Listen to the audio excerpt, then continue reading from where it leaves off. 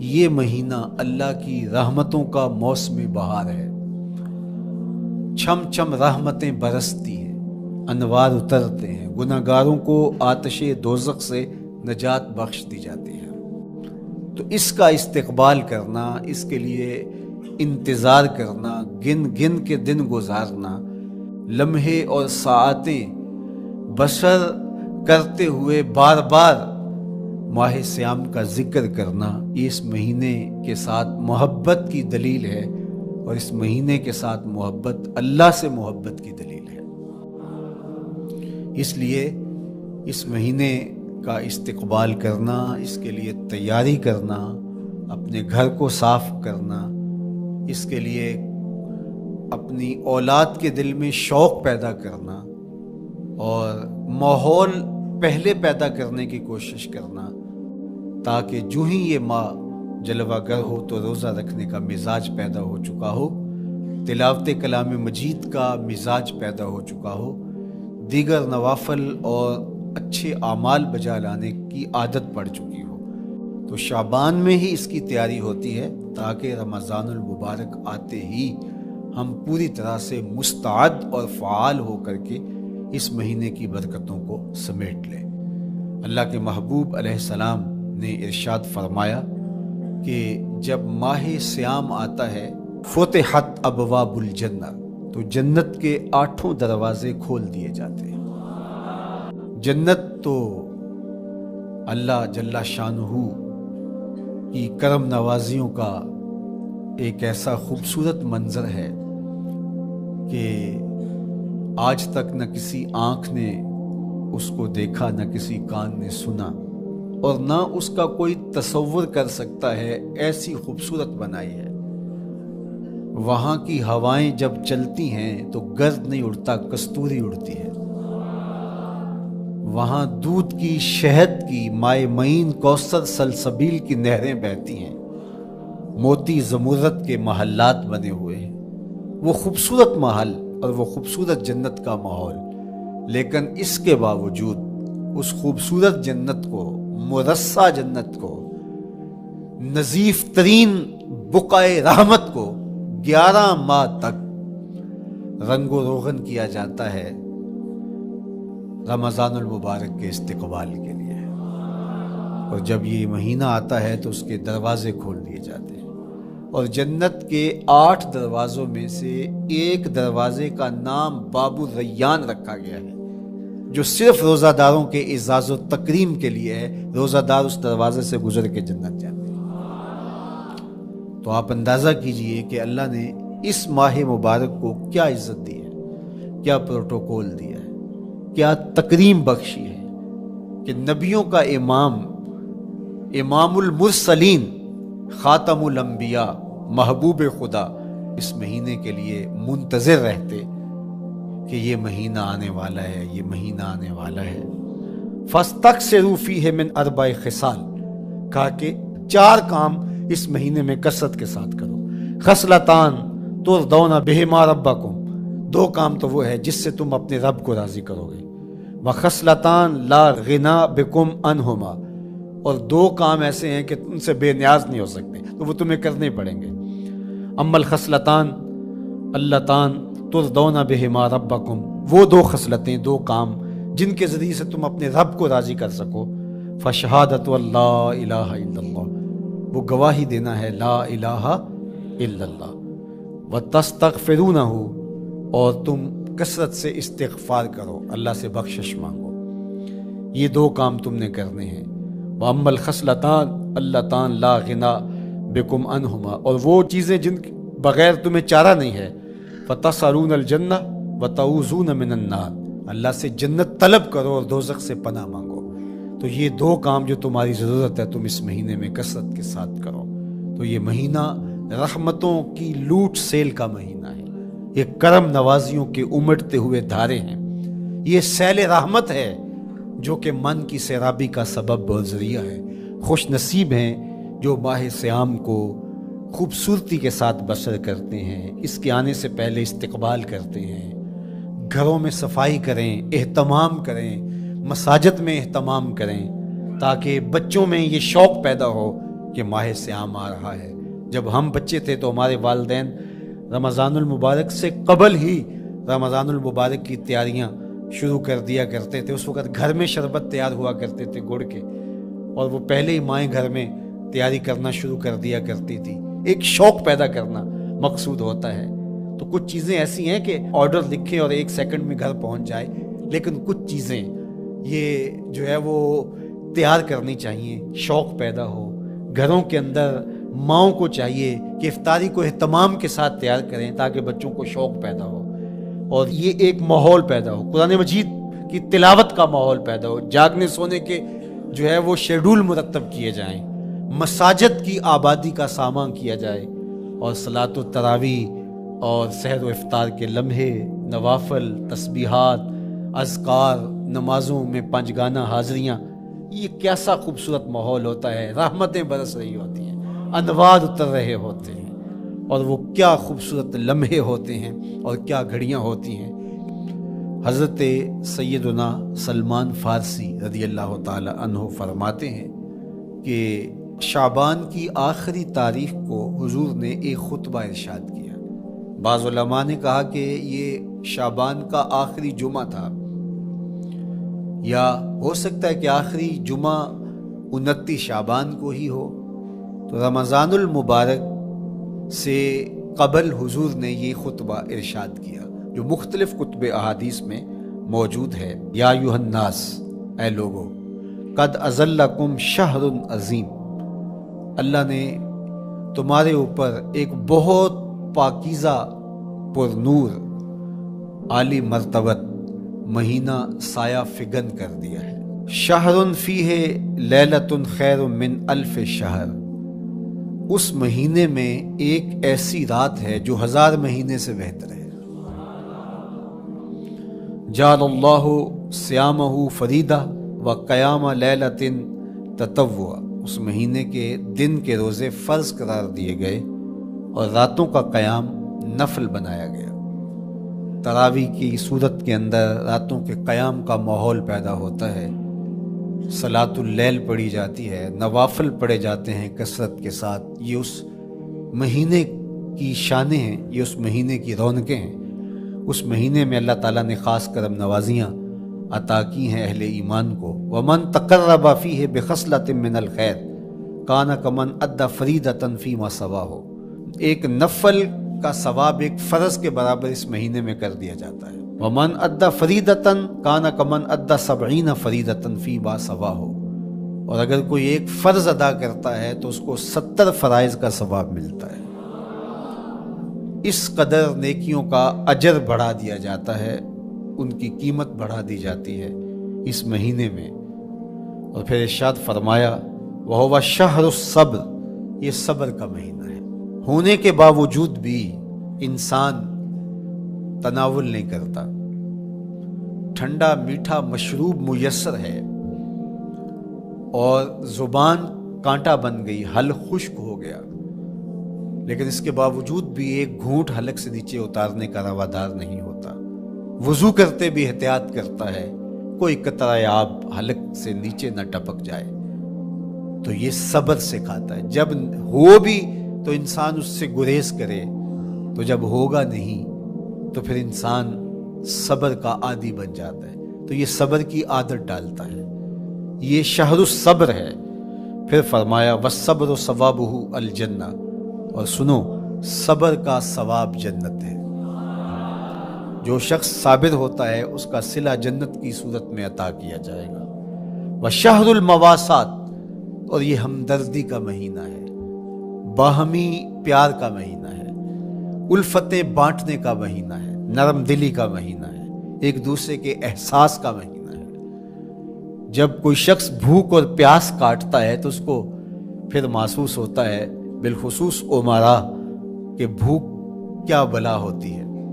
اور جو نان شبینہ کو ترستے ہیں اور جنہیں کھانا میسر نہیں آتا ان کی زندگیاں کتنی تلخ ہوتی ہیں. تو بھوک اور پیاس احساس پیدا کرتی ہے ان لوگوں کا کہ جو اللہ کی دی ہوئی نعمتوں سے محروم ہیں. تو اس لیے یہ ایک قسم کا رحم دلی کا مہینہ ہے، پیار بانٹنے کا مہینہ ہے، یہ الفتیں تقسیم کرنے کا مہینہ ہے۔ وَشَهْرٌ يُزَادُ فِيهِ رِزْقُ الْمُؤْمِنِ، اور یہ ایسا مبارک مہینہ ہے جس میں مومن کا رزق بڑھا دیا جاتا ہے۔ روزہ کھانا بچانے کے لیے، یہ اخراجات کم کرنے کے لیے نہیں ہے، بلکہ اس میں آپ کا رزق اور بڑھ جاتا ہے۔ ایسی ایسی نعمتیں کھانے کو ان لوگوں کو بھی نصیب ہو جاتی ہیں عام دنوں میں جو ان کا مقسوم نہیں ہوتی۔ دسترخوان لگتے ہیں، افطاریاں ہوتی ہیں، سحری کے لمحات ہوتے ہیں، کوئی کسی کو ویسے کھانا کھلائے تو اس دسترخوان پہ کھانے کے لیے آنا اس کا اور رنگ ہوتا ہے۔ لیکن افطار کا دسترخوان جب بچھتا ہے اور لوگ جب اس کے اوپر آتے ہیں، امیر بھی آتے ہیں، غریب بھی آتے ہیں، تو اللہ کی دی ہوئی نعمتیں جو دسترخوان پہ پڑی ہوتی ہیں ان کو اٹھاتے ہیں، کام و دہن کی تسکین کا سامان کرتے ہیں، عزت نفس بھی مجروح نہیں ہوتی اور طرح طرح کی نعمتیں کھانا بھی دستیاب ہو جاتی ہیں۔ تو یہ ایک مہینہ ہے مواسات کا، اس میں رزق بڑھ جاتا ہے، غرباء تک بھی اللہ کی نعمتیں وہ پہنچتی ہیں جو عام دنوں میں ان کو میسر نہیں ہوتی، اور امراء بھی نعمتوں کا لطف لیتے ہیں، نعمتوں کا مزہ انہیں آتا ہے، اس لیے کہ بھوک کاٹنے کے بعد جب ان کو نعمت میسر آتی ہے تو پھر انہیں احساس ہوتا ہے۔ جو شخص ہر وقت سیراب رہتا ہے تو اس کو کیا پتا کہ شدید بھوک کے بعد کھانے کا لطف کیا ہوتا ہے۔ سخت پیاس کے بعد میٹھا اور ٹھنڈا مشروب جب رگوں کو تر کرتے ہوئے معدے تک پہنچتا ہے تو اس کی تراوت، اس کی ٹھنڈک، اس کی لذت، اس کا کیف و سرور، اس کی عذوبت کس طرح راحت بخشتی ہے۔ اسی لیے میرے اور آپ کے آقا و مولا نے ایک دوسرے مقام پہ ارشاد فرمایا، للصائم فرحتان، فرحت عند فطرہ و فرحت عند لقاء ربہ۔ روزے دار کے لیے دو خوشیاں ہیں، ایک خوشی اسے تب ملتی ہے جب وہ روزہ افطار کرتا ہے، وہ لمحے مسرتوں کے ہوتے ہیں، ایک روحانی احساس ہوتا ہے، اتنا لمبا دن، اتنا سخت دن، گرمی کی شدت، مالک تیرا شکر ہے لمحہ اختتام پہنچا اور یہ اتنا لمبا دن تیرے حکم کی تعمیل کرتے ہوئے بسر ہو گیا۔ ایک تو روزہ کھولتے ہوئے وہ ایک سرشاری ہوتی ہے، وہ ایک لذت ہوتی ہے، روحانی تسکین ہوتی ہے۔ آج کل وہ افطار کے دسترخوان لگتے ہیں تو جس طرح ہمارے سارے معاملات جو ہیں وہ ملوث ہو گئے ہیں ریا سے، تصنع سے، اس طرح افطار بھی ایک فیشن کے طور پہ فروغ پا رہی ہے۔ تو اس میں امراء کو اور شخصیات کو بلایا جاتا ہے اور ایسے لوگ کثرت کے ساتھ ہوتے ہیں جن کا روزہ بھی نہیں ہوتا، تو پھر ظاہر ہے رسماً تو اتنی دیر تک وہ کچھ نہیں اٹھا سکتے جب تک اذان کی آواز نہیں آتی، افطار کے لمحے نہیں آتے۔ تو اس وقت جو روزہ دار ہوتا ہے جب وہ مشروب لے رہا ہوتا ہے، جب وہ کوئی لقمہ اتار رہا ہوتا ہے، تو اس کی جو فرحت ہوتی ہے، اور جس نے روزہ نہیں رکھا اور وہ بھی افطار کے دسترخوان پہ بیٹھا ہے، تو کیا اس کو کوئی روحانی حظ، کوئی سرور، افطار کے لمحوں کا کوئی لطف مل سکتا ہے؟ وہ بیچارہ کتنا بے چین ہوتا ہوگا کہ یہ شخص ہے کمزور ہے، سارا دن مزدوری کر کے آیا ہے اور اس کا بھی تو سارا دن گزر گیا بھوک اور پیاس سے، اور میں صحت مند ہوں اور سارا دن ٹھنڈے ماحول میں رہا ہوں اور مجھے توفیق نہیں ملی، تو وہ گھونٹ کتنے مشکل اس کے لیے ہوتے ہوں گے۔ اور روزہ دار کے لیے کس قدر وہ آسودہ بخش لمحے ہوتے ہیں کہ جب اس کو یہ مسرت ہو رہی ہوتی ہے کہ مالک تیرا شکر، گرم موسم، زبان کانٹا، حلق خشک، اور تو نے تکمیل تک لمحے پہنچائے اور میرا دن خیریت سے گزر گیا، تو وہ اس کے لیے ایک خوشی کا لمحہ، روحانی مسرت کی کیفیت۔ اور دوسری کہ جب وہ ٹھنڈا اور میٹھا مشروب، سارے دن کی سوکھی ہوئی زبان اور خشک حلق، اور انسان کی جو ہے وہ رگیں بھی، انتڑیاں بھی خشک ہو چکی ہوتی ہیں، تو ٹھنڈا اور میٹھا مشروب جب انسان کے معدے کی طرف بڑھ رہا ہوتا ہے، زبان بولے نہ بولے، ایک ایک رواں اللہ کی حمد بول رہا ہوتا ہے، اور تشکر انسان کے رگو ریشہ سے ادا ہو رہا ہوتا ہے اور اس کی کیفیت، اس کی سرشاریاں، اس کی لذتیں وہ دیکھنے کی ہوتی ہیں۔ تو کہا للصائم فرحتان، روزے دار کو تو ایک فرحت اس وقت ملتی ہے عند فطر ہی، جب وہ روزہ کھولتا ہے، روحانی فرحت بھی، جسمانی فرحت بھی۔ وفرحۃ عند لقاء رب، اور دوسری فرحت اور دوسری خوشی اسے تب ملے گی جب اس روزے کے صلے میں اللہ تعالیٰ اپنے رخ انور سے پردہ اٹھا دے گا اور روزہ دار کو اپنے دیدار کی دولت عطا کرے گا، تو وہ پھر منظر دیکھنے والا ہوگا، روزہ دار کی آنکھیں ٹھنڈی ہو جائیں گی۔ اصل افطار تو وہ ہوگی نا، اللہ اکبر، اصل تو شربت دیدار ملے گا جو روح کی پیاس بجھا دے گا، جو من کی بھوک مٹا دے گا۔ تو کہا للصائم فرحتان، فرحۃ عند فطرہ وفرحۃ عند لقاء ربہ، روزہ دار کے لیے دو خوشیاں ہیں، ایک خوشی وہ ہے جب اس کے جسم کی پیاس بجھتی ہے، اور ایک خوشی تب ملے گی جب روح کی بھوک مٹے گی، جب من کی پیاس بجھے گی، اور پھر وہ سرشاریوں کے عالم میں دیکھتا ہی چلا جائے گا، اور وہ سیراب ہی نہیں ہو پائے گا کہ میں ان دو آنکھوں سے دیکھ رہا ہوں، کاش کے لوں لوں دے مڈ لک لک چشمہ، ایک کھولا تے ایک کجا ہوں۔ وہ اس آرزو میں ہوگا کہ میرا رواں رواں آنکھ بن جائے اور میں اس دیدار سے فیضیاب ہوتا چلا جاؤں۔ تو وہ کیا لمحے ہوں گے، وہ کیا گھڑیاں ہوں گی، وہ کیا ساعتیں ہوں گی، کوئی لفظ نہیں ہے جن لفظوں میں ان حقیقتوں کو بیان کیا جا سکے، اس لیے کہ وہ منظر ہی وراء الورا ہوگا۔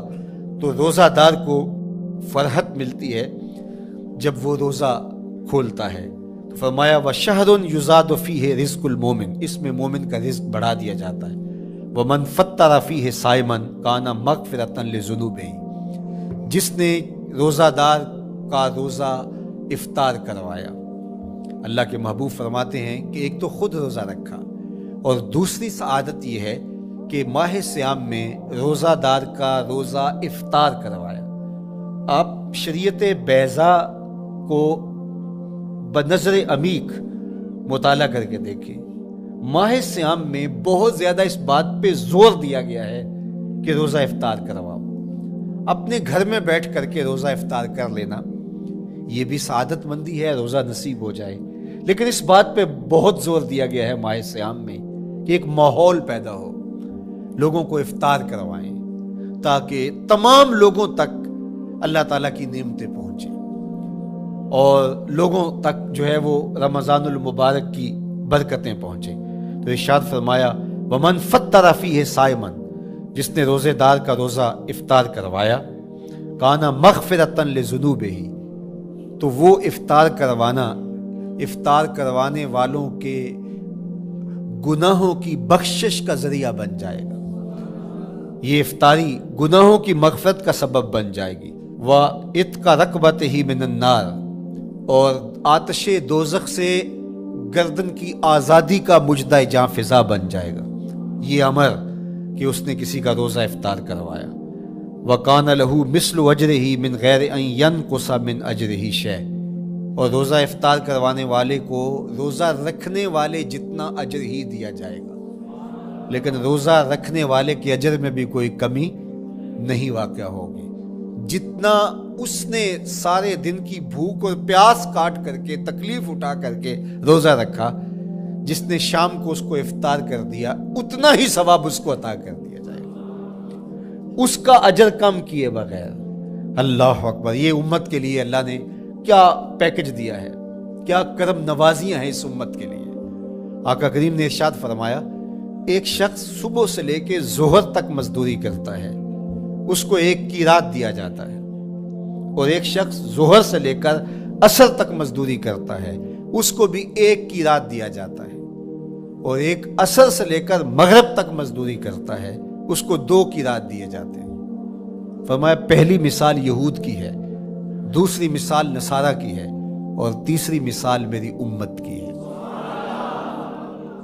یہودیوں نے اور عیسائیوں نے اس پہ اعتراض کیا کہ ہمارا اجر کیوں تھوڑا ہے، تو میرے اور آپ کے آقا و مولا نے فرمایا تمہارا تھوڑا نہیں، ہمارا زیادہ ہے۔ آج کل اگر 1000 روپیہ مزدوری چلتی ہو مزدور کی، تو کوئی شخص صبح سے شام تک ایک شخص سے مزدوری کروائے اور 1000 روپیہ دے دے، اور دوپہر کو اڈے سے جا کے ایک مزدور عورت لے آئے، شام کو اس کو بھی 1000 روپیہ دے آئے، اور ایک شخص کو عصر کے وقت لائے اس کو 2000 روپیہ دے دے، تو 1000 والا کہے کہ میرے سے زیادتی ہوئی ہے، تو اس سے زیادتی تو نہیں ہوئی، اسے تو پوری مزدوری دی گئی ہے، اب اس پہ مہربانی ہوئی ہے، اس پہ رحمت ہوئی ہے۔ تو کہا یہود اور نصارہ کی یہ مثال ہے، ایک صبح سے ظہر تک مزدوری کرے اس کو 1 قیراط، ایک ظہر سے عصر تک مزدوری کرے اس کو بھی 1 قیراط، اور تیسرا بہت تھوڑا وقت عصر سے مغرب تک مزدوری کرے اس کو 2 قیراط۔ کہا یہ امت محمدیہ علی صاحب الصلوات کو دیا گیا نور ہے۔ تو ایک شخص نے سویر سے لے کر شام تک روزہ رکھا، بھوک کاٹی، پیاس کاٹی، سخت شدت کی گرمی سہی، اور ایک شخص نے شام کے وقت اس کو روزہ افطار کروا دیا۔ اور سنو حضور علیہ السلام کا فرمان، جب حضور نے فرمایا کہ اس کو پورا اجر ملے گا پہلے کے اجر کو کم کیے بغیر، تو صحابہ کا تو دل تڑپنے لگا کہ یہ کتنی بڑی بات ہے۔ اب آپ جانتے ہیں کہ یہ زمانہ ایسی معاشی خوشحالیوں کا نہیں تھا، لوگوں کے پاس تو نان شبینہ بھی میسر نہیں ہوتا تھا، تو صحابہ نے جو سوال کیا، قالوا یا رسول اللہ صلی اللہ علیہ وسلم، انہوں نے کہا اے اللہ کے پیارے رسول صلی اللہ علیہ وسلم، لیسا کلنا یجد ما یفطر الصائم، ہم میں سے تو ہر بندہ یہ طاقت نہیں رکھتا کہ روزہ دار کو روزہ افطار کروا دے، تو یہ اتنی بڑی سعادت، تو یہ تو پھر اہل زر ہی یہ سعادت حاصل کر پاتے ہیں، ہمارے جیسے لوگ تو پھر جو مال و دولت نہیں رکھتے تو وہ تو پھر یہ سعادت نہیں حاصل کر پائیں گے۔ تو میرے اور آپ کے آقا و مولا نے کیا فرمایا؟ قال، حضور نے ارشاد فرمایا، یؤتی اللہ ھذا الثواب، یہ ثواب اللہ اسے شخص کو بھی عطا کرے گا، من فطر صائما علی مزقۃ لبن او تمرۃ او شربۃ من ماء، فرمایا کہ یہ اجر اللہ اس کو بھی عطا کرے گا جس نے کسی کا روزہ 1 گھونٹ دودھ سے کھلوا دیا، یا 1 کھجور سے کھلوا دیا، یا پانی کے 1 گھونٹ سے اس کا روزہ افطار کروا دیا۔ لازمی نہیں ہے کہ دسترخوان سجا ہو، انواع اقسام کے کھانے پڑے ہوں اور وہ افطاری ہی افطاری قرار پائے گی۔ جس نے کسی کو وہاں باہر ٹوٹیوں سے پانی کا گلاس بھر کے، کٹورا بھر کے سادہ پانی بھی پیش کر دیا تو اس کو بھی ثواب مل جائے گا۔ کتنا ثواب ملے گا؟ پورا روزہ رکھنے کا ثواب اس کو ملے گا۔ کتنی رحمتوں کی لوٹ سیل لگی ہے، کوئی ایسے بھی بانٹتا ہے، کوئی ایسے بھی کرم نوازیاں ہوتی ہیں، لیکن میرے رب کے خزانے کتنے کھلے ہیں۔ میں نے مدینہ المنورہ میں ایک شخص کو دیکھا کہ وہ روزے کے وقت وہاں سے ہی گلاس لیتا اور زمزم سے بھرتا اور روزہ داروں کے آگے رکھتا چلا جاتا، اور روزانہ اس کا یہ عمل ہوتا، نماز عصر کے بعد شروع ہوتا، جتنی اس کی پہنچ ہوتی ہر ایک کے آگے رکھتا چلا جاتا، پانی بھی وہاں سے لیا، گلاس بھی وہاں سے لیا۔ اللہ اکبر! فرمایا دودھ کا 1 گھونٹ یا پانی کا 1 گلاس یا 1 کھجور اس نے کسی کو پیش کی اور اس نے اس سے روزہ کھولا، اللہ کے محبوب فرماتے ہیں پہلے کے اجر میں بغیر کسی کمی کے اس کو پورا ثواب روزے کا نصیب ہوگا۔ اللہ اکبر! اب سنو، پھر حضور نے ارشاد فرمایا ومن اشبع صائما، اور جس نے صحیح اہتمام کے ساتھ روزے دار کو اچھا کھانا کھلایا، اچھی پرتکلف افطاری دی، سقاہ اللہ من الحوض شربتا لا یظمأ حتی یدخل الجنہ، اس کو حوض کوثر سے ایسا جام ملے گا کہ اس کو کبھی پیاس نہیں ملے گی یہاں تک کہ جنت میں چلا جائے گا۔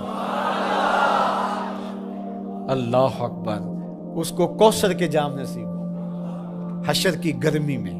اور آپ کو معلوم ہے، علماء سے آپ نے بارہا سنا ہوگا کہ جام کوثر جس نے ایک بار پی لیا پھر 50,000 سال کے دن میں اس کو دوبارہ پیاس نہیں لگے گی۔ یہ جام کوثر کی خصوصیت ہے۔